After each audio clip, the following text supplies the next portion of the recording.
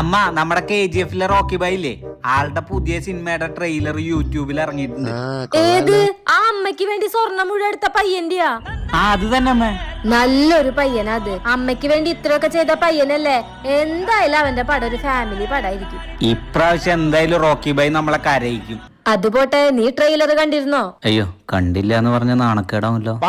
ആമേ, ഞാൻ 10 വട്ടം കണ്ടു. പൊള്ളി സാധനം. അതെയാ? അന്നൊന്ന് വെച്ചെന്നെ, ഞാനും കാണട്ടെ.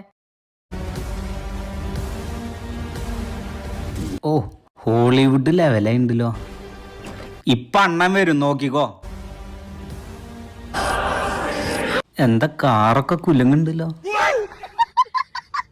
എന്തൊരു വശപശക്ക് ഉണ്ടല്ലോ.